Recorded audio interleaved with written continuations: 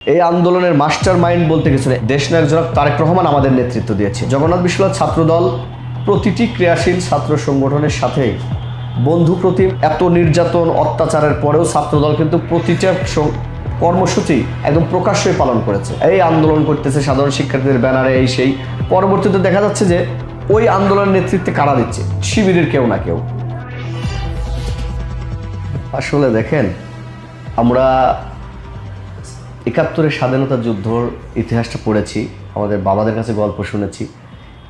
তখন কিন্তু আপামর জনতা স্বাধীনতা যুদ্ধে স্বতঃস্ফূর্ত অংশগ্রহণ করেছে এবং শহীদ রাষ্ট্রপতি জিয়াউর রহমান স্বাধীনতার ঘোষণা দিয়েছেন এবং সে নিজে মাঠে থেকে যুদ্ধ পরিচালনা করেছেন। তিনি নিজেও সামরিক কমান্ডার ছিলেন এবং তার নিজের নামে একটা জেট ফোর্স গঠন করেছিলেন। তো বাংলাদেশের ৭ কোটি মানুষই যুদ্ধ করেছিল। পরবর্তীতে আমরা আমাদের জেনারেশন এসে আমরা কি দেখলাম? একটা বিশেষ দল, শেখ পরিবার, একটা পরিবার ৭১-এর সেই মহান স্বাধীনতা যুদ্ধকে তার একক ক্যাডেট করে নিয়েছিল। সেম ঘটনা আমরা ২৪-এর এই আন্দোলনকেও দেখতে পাচ্ছি। ২৪-এর আন্দোলন সাধারণ শিক্ষার্থীদের ব্যানারে, বৈষম্য বিরোধী ব্যানারে যে আন্দোলনটা হয়েছে, আসলে এটা ছিল বাংলাদেশের জনগণের প্রায় ১৫.৫ বছরের হাসিনার যে নির্যাতন, জুলুম, অত্যাচারের বিরুদ্ধে একটা সোচ্চার, তাদের একটা প্রতিবাদ।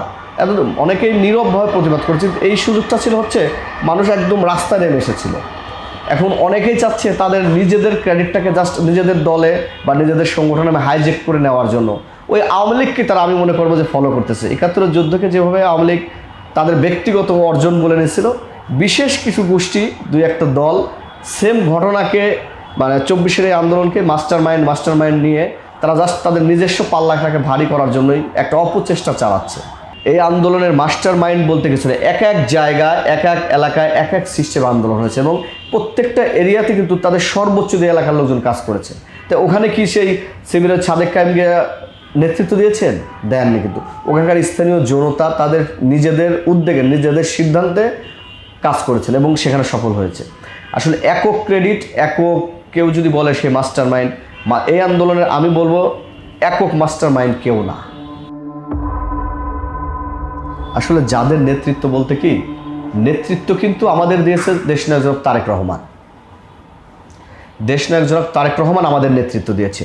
হ্যাঁ, আমরা প্রথম থেকেই বৈষম্য বিরোধী ছাত্র আন্দোলনের ব্যানারে আমরা কাজ করেছি। আসলে বিগত দিনের অভিজ্ঞতা থেকে যে ছাত্রদল যদি ওপেন মাঠে নামে, তখন আন্দোলনটা মানে দেশি বিদেশি কিছু থাকে, এটা জানেনি।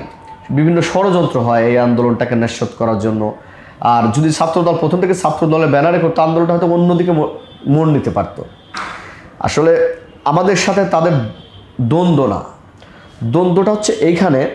আপনি দেখেন বিভিন্ন মাধ্যমে সাধারণ শিক্ষার্থী ব্যানার, বৈষম্য বিরোধী ব্যানার, এখানে যারা ১-২ থাকে, দেখা যায় যে ৯৭% সাধারণ শিক্ষার্থী বা অন্য সব ঠিক আছে, ২ জন বা ৩ জন কিন্তু যারা নেতৃত্ব স্থানীয় আছে বা যারা ক্রেডিট নিতে পারে, এরা শিবিরের বা কোনো না কোনোভাবে শিবিরের রাজনীতির সাথে জড়িত বা কোনো না কোনোভাবে জামাতের ইন্টারেস্ট নিয়ে তারা কাজ করে। তারা ওই শিবিরের ভাষায় বা জামাত ইসলামের ভাষায় কথা বলে। আর যখন জামাত ইসলামের ভাষায় কথা বলে, তখন তো আমাকে তাদের বিরুদ্ধে না, আমার বিরুদ্ধে যে অপপ্রচার, যে মিথ্যা প্রভাকাণ্ডা, সেটা জবাব দিতে গেলে তাদের বিরুদ্ধে চলে যায়। এই জন্যই মনে হচ্ছে তাদের সাথে আমাদের দ্বন্দ্ব। আসলে আমাদের তাদের সাথে কোনো দ্বন্দ্ব নেই। আসলে দেখেন, ঐক্য মানে কি? শক্তি। কিন্তু এই শক্তিটাকে যারা বিভাজন করতে চায়, যারা ক্রেডিট নিতে চায়, যে আপনাদের ওই ভাষায় যে মাস্টার মাইন্ড, যারা একক ক্রেডিট নেয় যে আমরা এটা করেছি, আমি এটা করেছি, আমি ওটা করেছি, আমার সময়, তখনই দ্বন্দ্বটা বাধে।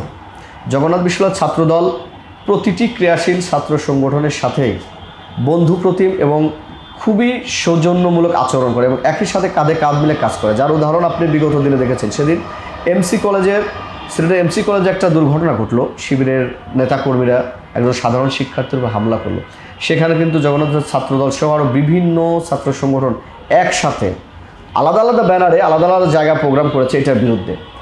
এবং জগন্নাথ বিশ্ববিদ্যালয়ের সাধারণ শিক্ষার্থীদের স্বার্থে, সাধারণ শিক্ষার্থীদের অধিকার আদায়ের লক্ষ্যে জগন্নাথ ছাত্রদল প্রত্যেকটি ক্রিয়াশীল ছাত্র সংগঠনের সাথে আলাপ আলোচনা করেই সেই দাবি দাওয়াগুলো পেশ করছেন এবং আগামীতেও ইনশাল্লাহ প্রত্যেকটা ক্রিয়াশীল ছাত্র সংগঠনের সাথে কাঁধে কাঁধ মিলে কাজ করবে ইনশাল্লাহ। এখন ব্যক্তি বিশেষ কোনো বিশেষ সংগঠন যদি তাদের আলাদা ক্রেডিট নিতে চায় বা তাদের ব্যক্তি বা তাদের সাংগঠনিক কিছু গেইন করতে চায়, তাহলে ছাত্রদল সেটার ক্রেডিট নিতে দেবেন, এটাই স্বাভাবিক। আসলে উনি কিভাবে বলছে আমি জানি না। দেখেন, বিগত 1/11 গভর্নমেন্টের পর থেকে আজ পর্যন্ত বাংলাদেশ জাতীয়তাবাদী ছাত্রদলের ওয়ার্ড, ইউনিয়ন, উপজেলা, জেলা, বিভিন্ন কলেজ, ইউনিভার্সিটি, মহানগর একটা কমিটিও কি বাদ ছিল? প্রতিটি ইউনিট যথানিয়মেই প্রতিনিধি কমিটি দিয়ে গেছে। এবং ছাত্রদলের কোনো কমিটি কিন্তু ওই 2-5 জন দিয়ে না, 5 থেকে শুরু করে 50, 100, 150, 200 পর্যন্ত নেতাকর্মী নিয়েছেন।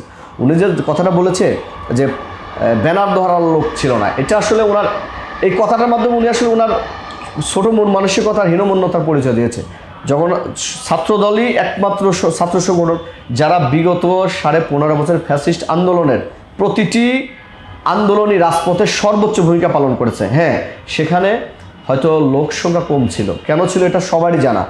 বিভিন্ন সময় ছাত্রদলের যতগুলো নেতাকর্মী গুম হয়েছে, ছাত্রদলের যতগুলো নেতাকর্মীর নামে মিথ্যা মামলা হয়েছে, যারা পঙ্গুত্ব বরণ করেছে, অন্য অন্য সংগঠনের এর অর্ধেক 1/3 দেখাইতে পারবে? এত নির্যাতন অত্যাচারের পরেও ছাত্রদল কিন্তু প্রতিটা কর্মসূচি একদম প্রকাশ্যে পালন করেছে। প্রতিটি ক্যাম্পাসে সকল ক্রিয়াশীল ছাত্র সংগঠনই সহাবস্থানে আছে, তাদের নিজস্ব রাজনীতি করছে। এই সহাবস্থানের রাজনীতি, সুস্থ ধারার রাজনীতিকে কেউ কেউ মেনে নিতে পারছে না। মেনে নিতে পারছে না কারণ হচ্ছে, আপনি দেখেন, আমি আমার ইউনিটের কথা বলি। জগন্নাথ বিশ্ববিদ্যালয় ছাত্রদলের 450 মতো নেতাকর্মী পদায়ন করা হয়েছে।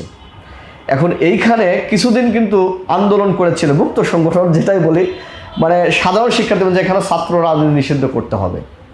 আসলে এরা হয়েছে কি, যেখানে ছাত্র রাজনীতি নিষিদ্ধ করতে পারে না সেখানে কমিটি দিতে হয়, 4-5 জনের কমিটি হয়। ওই কমিটিতে দেখা যায় কি, যে যারা ক্যাম্পাসে ছাত্র রাজনীতি নিষিদ্ধ চায়, যে সকল মুখপাত্র থাকে, ওরাই ওই যে ওই শিবিরের প্রেসিডেন্ট সেক্রেটারি হিসেবে পরে আবির্ভূত হয়। আসলে প্রত্যেকটা ক্যাম্পাসের যে ক্রিয়াশীল ছাত্র সংগঠনগুলো আছে, বাংলাদেশ জাতীয়তাবাদী ছাত্রদল সাধারণ শিক্ষার্থীদের নিয়ে কাজ করে বিধায় সাধারণ শিক্ষার্থী এবং এখানে ছাত্র দলের নেতা কর্মীরাই বেশি পরিমাণ থাকে। আসলে প্রশ্নটা ছিল এরকম না। আপনি খেয়াল করে দেখবেন, একটা ভিডিও সোশ্যাল মিডিয়ায় ব্যাপক প্রচারিত হচ্ছে, সেটা হচ্ছে ওখানকার যে সাংবাদিক মিডিয়া কর্মীরা ছিলেন, তারা প্রশ্ন করেছে যে হাসিনা বিরোধী আন্দোলনে, বৈষম্য বিরোধী ব্যানারে আপনারা সকল ছাত্রদল, ছাত্র শিবির, বৈষম্য বিরোধী সকল ক্রিয়াশীল সংগঠন বা সকল ছাত্র সংগঠন একসাথে ঐক্যবদ্ধভাবে হাসিনা পতন ঘটালেন, হাসিনা পালাতে বাধ্য হলো, কি এমন হইল, কি কারণে যে আপনাদের অনৈক্য হলো যে এখন আপনাদের মধ্যে দ্বন্দ্ব লাগছে?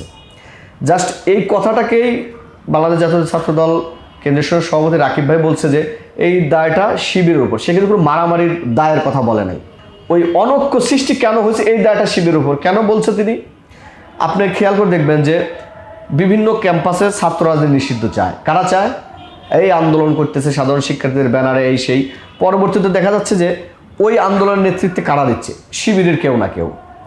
যখন কোথাও সফল হচ্ছে বা যখন দেখতেছে না এখানে সাধারণ শিক্ষার্থীরা তাদের সাথে নেই, ছাত্র রাজনীতি চায় অনেকেই, মেজরিটি পার্সেন্ট, তখন দায়বাধ্য হয়ে তারা কিন্তু সেই ইউনিটগুলোর কমিটি দেয়। সেই কমিটি, যে কথাটা একটু আগে বললাম, যে সেই কমিটিতে দেখা যায় শিবিরের 1-2 জনের একটা কমিটি হচ্ছে, সেখানে ও যারা ছাত্র আন্দোলন নিষিদ্ধ চাচ্ছে, এই দাবি যারা সোচ্চার, যারা মুখ্য ভূমিকা পালন করছে, ওরাই দেখা যায় শিবিরের প্রেসিডেন্ট হিসেবে বা সেক্রেটারি হিসেবে বা দায়িত্বশিল্পের জায়গা হিসেবে আবির্ভূত হচ্ছে।